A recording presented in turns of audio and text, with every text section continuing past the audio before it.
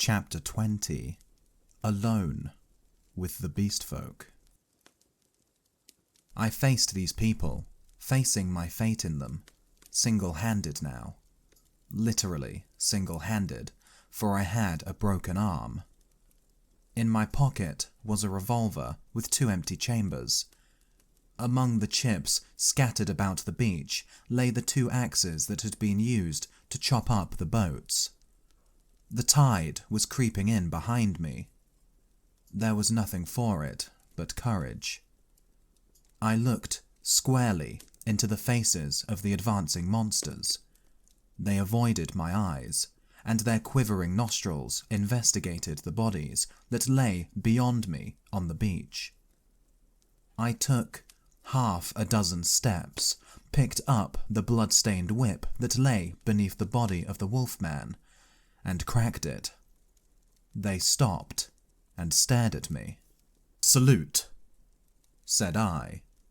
"Bow down." They hesitated. One bent his knees. I repeated my command with my heart in my mouth and advanced upon them. One knelt, then the other 2. I turned and walked towards the dead bodies, keeping my face towards the 3 kneeling beastmen, very much as an actor passing up the stage faces the audience. "They broke the law," said I, putting my foot on the sayer of the law. "They have been slain, even the sayer of the law, even the other with the whip. Great is the law, come and see." "None escape," said one of them, advancing and peering. "None escape," said I. "Therefore hear and do as I command." They stood up, looking questioningly at one another. "Stand there," said I.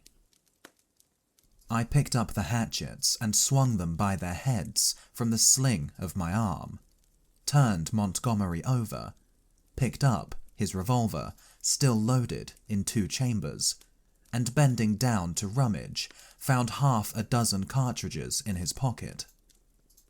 "Take him," said I, standing up again and pointing with the whip. "Take him and carry him out and cast him into the sea." They came forward, evidently still afraid of Montgomery, but still more afraid of my cracking red whiplash. And after some fumbling and hesitation, some whip-cracking and shouting, they lifted him gingerly, carried him down to the beach, and went splashing into the dazzling welter of the sea. "On," said I. "On, carry him far." They went in, up to their armpits, and stood regarding me. "Let go," said I, and the body of Montgomery vanished with a splash. Something seemed to tighten across my chest. "Good," said I, with a break in my voice. And they came back, hurrying and fearful, to the margin of the water, leaving long wakes of black in the silver.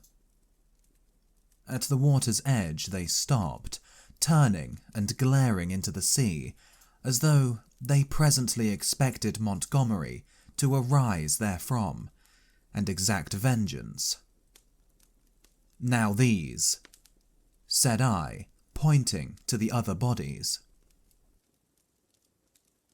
They took care not to approach the place where they had thrown Montgomery into the water, but instead carried the 4 dead beast people slantingly along the beach for perhaps 100 yards before they waded out and cast them away.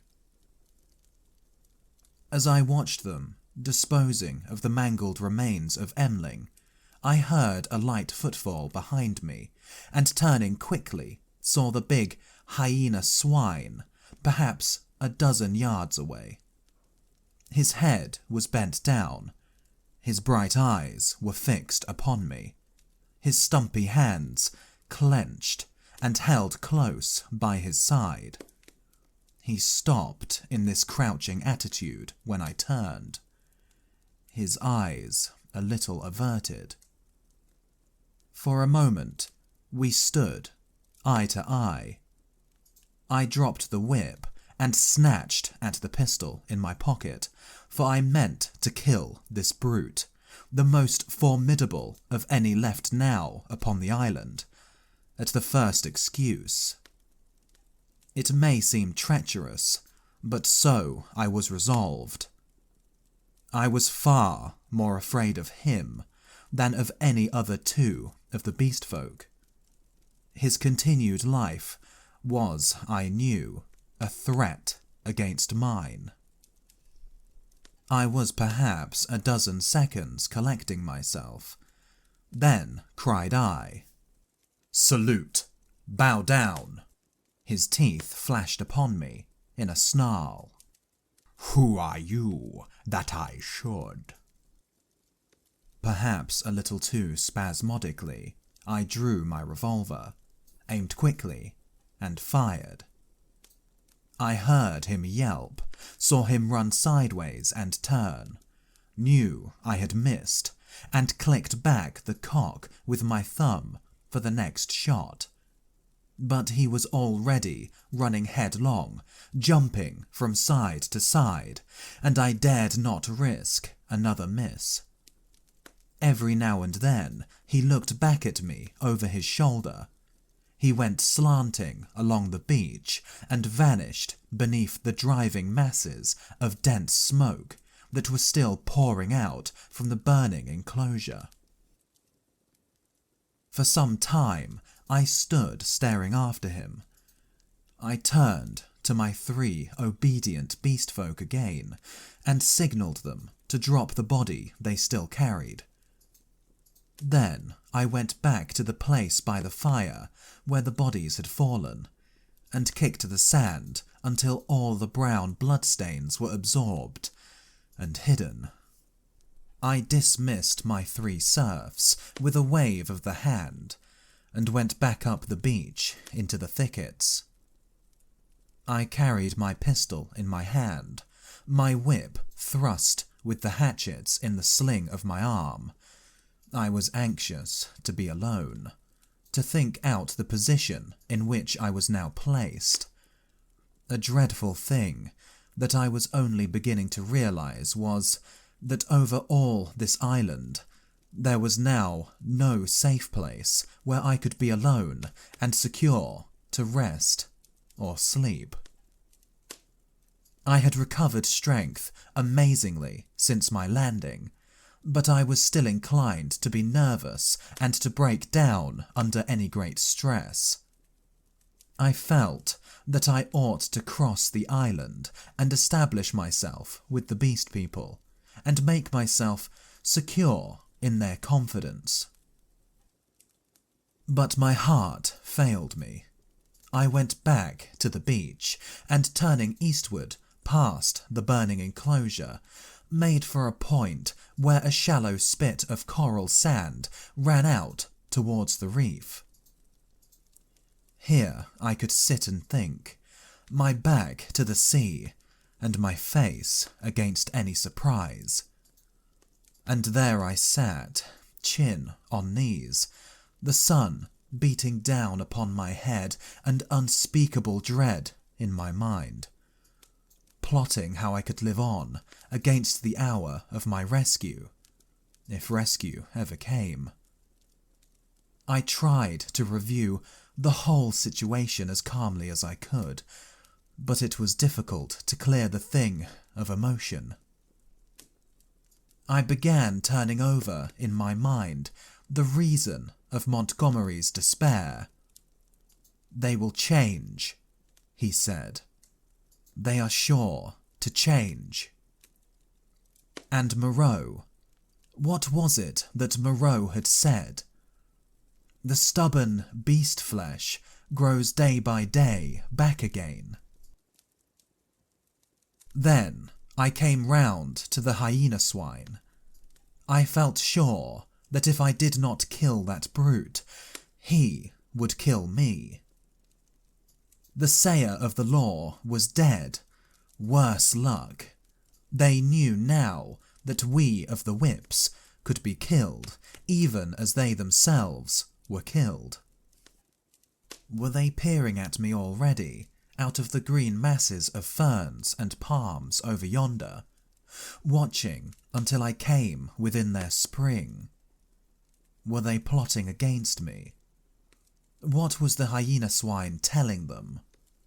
My imagination was running away with me into a morass of unsubstantial fears. My thoughts were disturbed by the crying of seabirds hurrying towards some black object that had been stranded by the waves on the beach near the enclosure. I knew what the object was, but I had not the heart to go back and drive them off. I began walking along the beach in the opposite direction, designing to come round the eastward corner of the island and so approach the ravine of the huts without traversing the possible ambuscades of the thickets.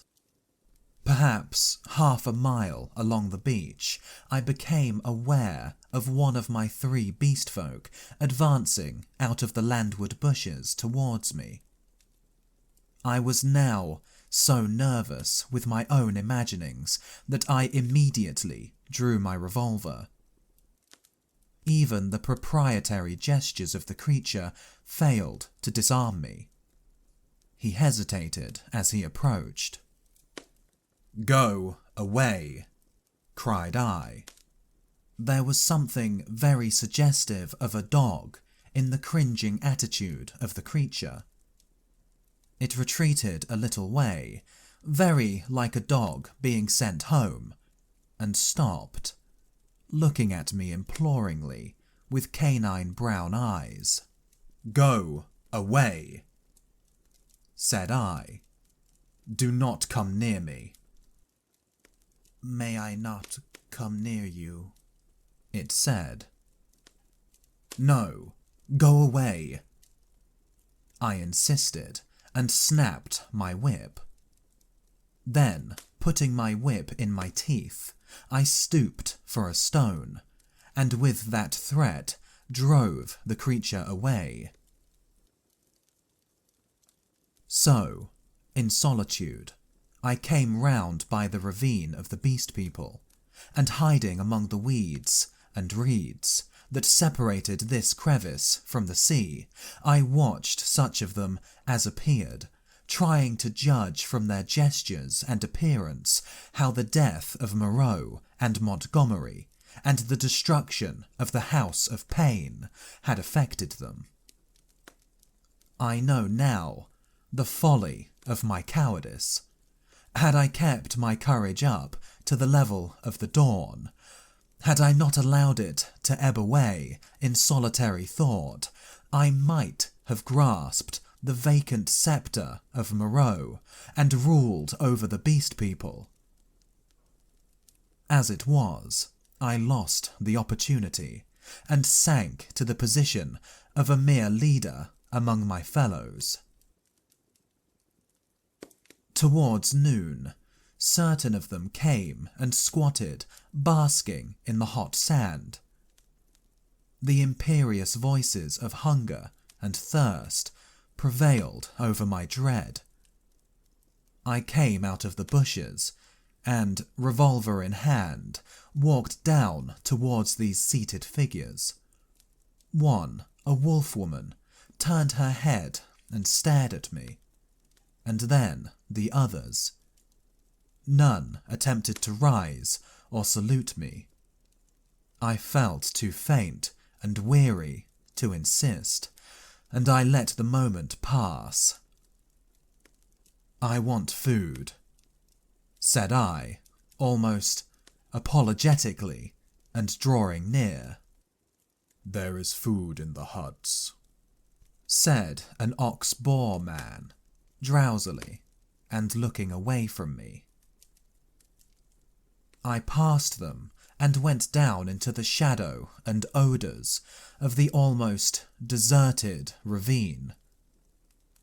In an empty hut, I feasted on some specked and half-decayed fruit, and then, after I had propped some branches and sticks about the opening and placed myself with my face towards it and my hand upon my revolver, the exhaustion of the last 30 hours claimed its own, and I fell into a light slumber, hoping that the flimsy barricade I had erected would cause sufficient noise in its removal to save me from surprise.